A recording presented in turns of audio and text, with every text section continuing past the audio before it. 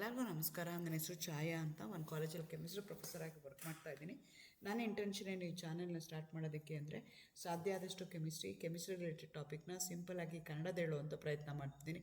Chemistry ಇಷ್ಟ ಇಲ್ಲದಿರೋರು chemistry ಕಡೆಗೆ ಸೆಳೆಯುವಂಥ ಪ್ರಯತ್ನ ನಾನು ನನ್ನ ಚಾನಲ್ ಮುಖಾಂತರ ಮಾಡ್ತಾಯಿದ್ದೀನಿ. ಸದ್ಯಕ್ಕೆ ನೀವೇನಾದರೂ ಕಿತ್ತೂರು ರಾಣಿ ಚೆನ್ನಮ್ಮ ಯೂನಿವರ್ಸಿಟಿನಲ್ಲಿ ಓದ್ತಾ ಇದ್ದೀರಾ, ಕೆಮಿಸ್ಟ್ರಿನ ಒನ್ ಆಫ್ ದಿ ಮೇಜರ್ ಸಬ್ಜೆಕ್ಟಾಗಿ ತೊಗೊಂಡಿದ್ದೀರಾ, ಫೈನಲ್ ಇಯರಲ್ಲಿದ್ದೀರಾ ಅಂತಂದರೆ ನಿಮ್ಗೆ ಆಲ್ರೆಡಿ ಗೊತ್ತಿರುತ್ತೆ 2 ಪೇಪರ್ ಇರುತ್ತೆ, ಪೇಪರ್ 5 ಆ್ಯಂಡ್ ಪೇಪರ್ 6 ಅಂತ. ಸೊ ಪೇಪರ್ 5ಅಲ್ಲೂ ಒಟ್ಟು 4 ಯೂನಿಟ್ ಇರುತ್ತೆ, ಪೇಪರ್ 6ಅಲ್ಲೂ ಒಟ್ಟು 4 ಯೂನಿಟ್ ಇರುತ್ತೆ. ಪೇಪರ್ 5ಅಲ್ಲಿ ಯೂನಿಟ್ 1ಅಲ್ಲಿ ನಿಮ್ಗೆ ಏನಾಗುತ್ತೆ ಅಂತಂದರೆ ಕೋಆರ್ಡಿನೇಷನ್ ಕಾಂಪೌಂಡ್ಸ್ ಅಂತ ಬರುತ್ತೆ ಒಂದು ಟಾಪಿಕ್ಕು. ಎರಡನೇ ಟಾಪಿಕ್ಕು ಥಿಯರಿ ಆಫ್ ಗ್ರಾವಿಮೆಟ್ರಿಕ್ ಅನಾಲಿಸಿಸ್ ಅಂತ ಬರುತ್ತೆ ಯೂನಿಟ್ 1ಅಲ್ಲಿ. ಯೂನಿಟ್ 2ನಲ್ಲಿ ನಿಮ್ಗೆ ಏನಾಗುತ್ತೆ ಹೆಟ್ರೋಸೈಕ್ಲಿಕ್ ಕಾಂಪೌಂಡ್ಸು, ಆಲ್ಕಲಾಯ್ಡ್ಸು, ಗ್ರೀನ್ ಕೆಮಿಸ್ಟ್ರಿ ಬರುತ್ತೆ. ಯೂನಿಟ್ 1 ಮತ್ತು ಯೂನಿಟ್ 2ದು ವೀಡಿಯೋಸ್ ಆಲ್ರೆಡಿ ಅಪ್ಲೋಡ್ ಮಾಡಿದ್ದೀನಿ. ಯೂನಿಟ್ 3ನಲ್ಲಿ ನಿಮಗೆ ಇಂಟ್ರೊಡಕ್ಷನ್ ಟು ಮಾಲಿಕ್ಯುಲರ್ ಸ್ಪೆಕ್ಟ್ರಾ ಅಂತ ಒಂದು ಟಾಪಿಕ್ ಬರುತ್ತೆ, ಫೇಸ್ ರೂಲ್ ಅಂತ ಬರುತ್ತೆ. ಫೇಸ್ ರೂಲ್ದು ಆಲ್ರೆಡಿ ವೀಡಿಯೋಸ್ನ ಅಪ್ಲೋಡ್ ಮಾಡಿದ್ದೀನಿ. ಅದೇ ಥರ ಪೇಪರ್ 6ಗೆ ಬಂದರೆ ಪೇಪರ್ 6ಅಲ್ಲಿ ನಿಮಗೆ ಒಟ್ಟು 4 ಯೂನಿಟ್ ಇರುತ್ತೆ. 4ನೇ ಯೂನಿಟಲ್ಲಿ ನಿಮಗೆ ಸ್ಪೆಕ್ಟ್ರೋಸ್ಕೋಪಿ ಬರುತ್ತೆ, UV spectroscopy, IR spectroscopy, mass spectroscopy. ಅದರದ್ದು ವೀಡಿಯೋಸ್ ಆಲ್ರೆಡಿ ಅಪ್ಲೋಡ್ ಮಾಡಿದ್ದೀನಿ. ಈಗ ಯೂನಿಟ್ 2ನಲ್ಲಿ ನಿಮಗೆ 2 ಸಬ್ ಟಾಪಿಕ್ಸ್ ಬರುತ್ತೆ, ರಿಯೇಜೆಂಟ್ಸ್ ಆ್ಯಂಡ್ ರಿಯಾಕ್ಷನ್ಸ್ ಅಂತ ಒಂದು, ಡೈಸ್ ಅಂತ ಒಂದು. ರಿಯೇಜೆಂಟ್ಸ್ ಆ್ಯಂಡ್ ರಿಯಾಕ್ಷನ್ಸಲ್ಲಿ ನಾನು ಇವತ್ತು ಅಪ್ಲೋಡ್ ಮಾಡ್ತಾ ಇರೋವಂಥದ್ದು 6ನೇ ವಿಡಿಯೋ. ನಿಮ್ಮ ಸಿಲೆಬಸ್ ಪ್ರಕಾರ ಒಟ್ಟು 7 ಬೇರೆ ಬೇರೆ ಟೈಪ್ ಆಫ್ ರಿಯೇಜೆಂಟ್ಸ್ನ ಯಾವ್ಯಾವ ರಿಯಾಕ್ಷನ್ಸಲ್ಲಿ ಯೂಸ್ ಮಾಡ್ತೀವಿ ಅನ್ನೋದನ್ನು, because these reagent specifically use to do particular reaction. So ಆ ಪರ್ಟಿಕ್ಯುಲರ್ ರಿಯಾಕ್ಷನ್ ಮಾಡೋದಕ್ಕೆ ಅಂತಲೇ ನಾವು ಉಪಯೋಗಿಸ್ತೀವಿ. ಆ ಥರದ್ದು ಒಟ್ಟು 7 ಬೇರೆ ಬೇರೆ ರಿಯೇಜೆಂಟ್ಗಳು that generally we come across in organic chemistry or during the organic synthesis ಅದನ್ನು ಇಟ್ಟಿದ್ದಾರೆ. ಆ ಸೀರೀಸಲ್ಲಿ ನಾನು ಇವತ್ತು ಅಪ್ಲೋಡ್ ಮಾಡ್ತಾ ಇರೋವಂಥದ್ದು 6ನೇ ವಿಡಿಯೋ. ಇವತ್ತಿನ ವಿಡಿಯೋದಲ್ಲಿ ನಾನು ಹೇಳ್ತಾ ಇರೋವಂಥ ರಿಯೇಜೆಂಟ್ ಯಾವುದು ಅಂದರೆ NBS ಅಂತ ಕರಿತೀವಿ, N-ಬ್ರೋಮೋಸಕ್ಸನಿಮೈಡ್ ಅಂತ ಕರಿತೀವಿ.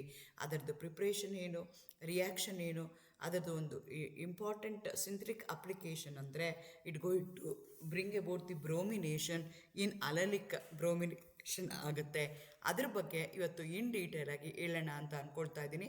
ಎಗೇನ್ ವೆಲ್ಕಮ್ ಟು ಛಾಯಾ. ನನ್ನ ಚಾನಲ್ನ ಸಬ್ಸ್ಕ್ರೈಬ್ ಮಾಡಿ, ಶೇರ್ ಮಾಡಿ, ಸಪೋರ್ಟ್ ಮಾಡಿ. ಸೊ N-ಬ್ರೋಮೋಸಕ್ಸಿನಿಮೈಡ್ ಸ್ಟ್ರಕ್ಚರ್ ಹೇಗಿರುತ್ತೆ ಅಂದರೆ 5 membered heterocyclic compound with nitrogen as hetero atom. ಅದಕ್ಕೆ 2 ಆಕ್ಸಿಜನ್ ಇರುತ್ತೆ, ಆ ನೈಟ್ರೋಜನ್ಗೆ Br ಅಟ್ಯಾಚ್ ಆಗಿರುತ್ತೆ. ಸೊ ಇದಕ್ಕೆ ನಾವೇನಂತ ಕರಿತೀವಿ, ಬ್ರೋಮೋಸಕ್ಸನಿಮೈಡ್ ಅಂತ ಕರಿತೀವಿ. ಇದೇನಾಗಿರುತ್ತೆ ಅಂದರೆ ಕ್ರಿಸ್ಟಲೈನ್ ಸಾಲಿಡ್ ಇರುತ್ತೆ. Usually it going to act as an source of electrophilic ಆ ರ್ಯಾಡಿಕಲ್ ಬ್ರೋಮೀನ್ ಅಂತ ಹೇಳ್ತೀವಿ. ಇಲ್ಲಿ NBr ಏನಿದೆಯಲ್ಲ is highly destabilised and weakened due to a strong electron withdrawing two flanking carbonyl group, C+O group ಇದೆ.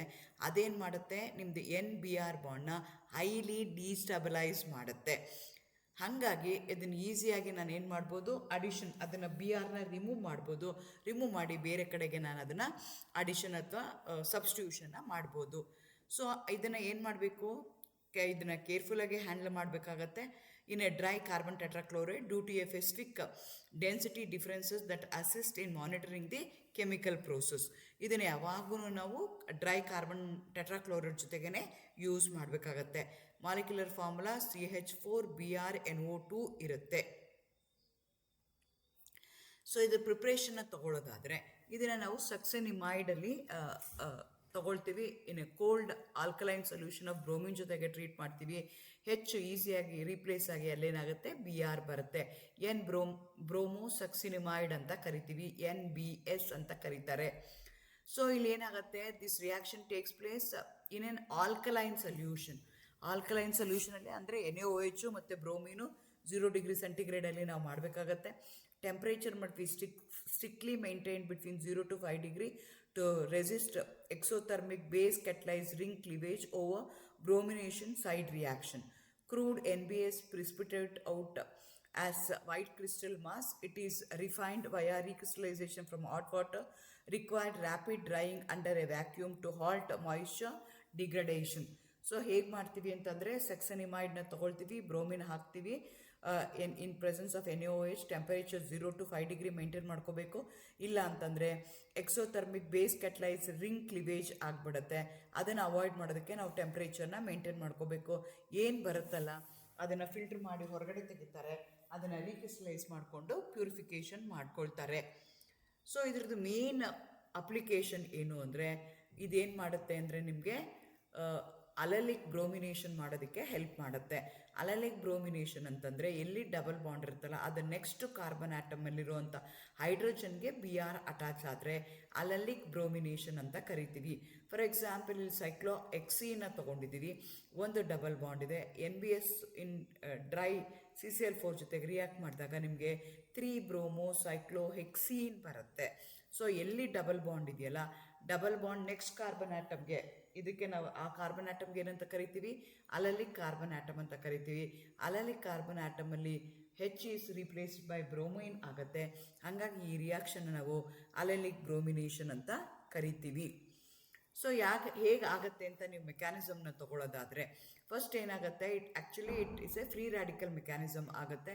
Bromination ಏನಾಗುತ್ತೆ, bromine ಏನಾಗುತ್ತೆ ಇನ್ presence of peroxide UV light use ಮಾಡಿದಾಗ bromine radicals formation ಆಗುತ್ತೆ. 2 bromine free radicals generate ಆಗುತ್ತೆ. ಆ bromine free radical ಏನು ಮಾಡುತ್ತೆ ಅಂತಂದರೆ ನಿಮ್ಮದು ಸೈಕ್ಲೋಹೆಕ್ಸೀನ್ ಏನು ತೊಗೊಂಡಿದ್ದೀವಲ್ಲ ಅದರಲ್ಲಿರುವಂಥ ಹೈಡ್ರೋಜನ್ಗೆ ಅಟ್ಯಾಕ್ ಮಾಡಿ ಹೈಡ್ರೋಜನ್ನ ರಿಮೂವ್ ಮಾಡುತ್ತೆ. ರಿಮೂವ್ ಮಾಡಿ ಏನಾಗುತ್ತೆ, ನಿಮಗೆ ಅಲ್ಲಿ ಇನ್ನೊಂದು ನಿಮಗೆ ಫ್ರೀ ರ್ಯಾಡಿಕಲ್ ಜನ್ರೇಟ್ ಆಗುತ್ತೆ. ಯಾವಾಗ ಫ್ರೀ ರ್ಯಾಡಿಕಲ್ ಮೆಕ್ಯಾನಿಸಮು 3 ಸ್ಟೆಪ್ಪಲ್ಲಿ ಆಗುತ್ತೆ. ಫಸ್ಟ್ ಸ್ಟೆಪ್ಪಲ್ಲಿ ಜನ್ರೇಷನ್ ಆಫ್ ಎನ್ ಎಲೆಕ್ಟ್ರೋಫೈಲ್ ಆಗುತ್ತೆ, ಸೆಕೆಂಡ್ ಸ್ಟೆಪ್ಪಲ್ಲಿ ಪ್ರಾಪಗೇಷನ್ ಆಗುತ್ತೆ, ಥರ್ಡ್ ಸ್ಟೆಪ್ಪಲ್ಲಿ ನಿಮ್ಗೆ ಏನಾಗುತ್ತೆ, ಟರ್ಮಿನೇಷನ್ ರಿಯಾಕ್ಷನ್ ಆಗುತ್ತೆ. ಫಸ್ಟ್ ಸ್ಟೆಪ್ಪಲ್ಲಿ ಏನಾಗ್ತಿದೆ, ಬ್ರೋಮಿನ್ ಏನಾಗ್ತಾ ಇದೆ, bromine free radical in presence of UV light or peroxide ಆಗ್ತಾ ಇದೆ. ಅದು ಏನು ಮಾಡ್ತಾ ಇದೆ, ಒನ್ ಆಫ್ ದಿ ರಿಯಾಕ್ಟೆಂಟ್ ಜೊತೆಗೆ ಸೈಕ್ಲೋಹೆಕ್ಸೀನ್ ಜೊತೆಗೆ ಟ್ರೀಟ್ ಮಾಡಿ ಅದರಲ್ಲಿರುವಂಥ ಹೈಡ್ರೋಜನ್ ಏನು ಮಾಡ್ತು, ಅಬ್ಸ್ಟ್ರಾಕ್ಟ್ ಮಾಡಿಕೊಂಡು ಇನ್ನೊಂದು ಫ್ರೀ ರ್ಯಾಡಿಕಲ್ ಅಲ್ಲಿ ಜನ್ರೇಟ್ ಆಯಿತು. ಆ ಫ್ರೀ ರ್ಯಾಡಿಕಲ್ ಏನಿದೆಯಲ್ಲ that going to react with the HBr forming the bromine and succinimide. So ಈ ರಿಯಾಕ್ಷನ್ ಮಾಡಿದಾಗ ಅಲ್ಲಿ ಏನಾಗ್ತಿದೆ, ನಿಮಗೆ HBr ಏನು ಬರುತ್ತಲ್ಲ that HBr will going to react with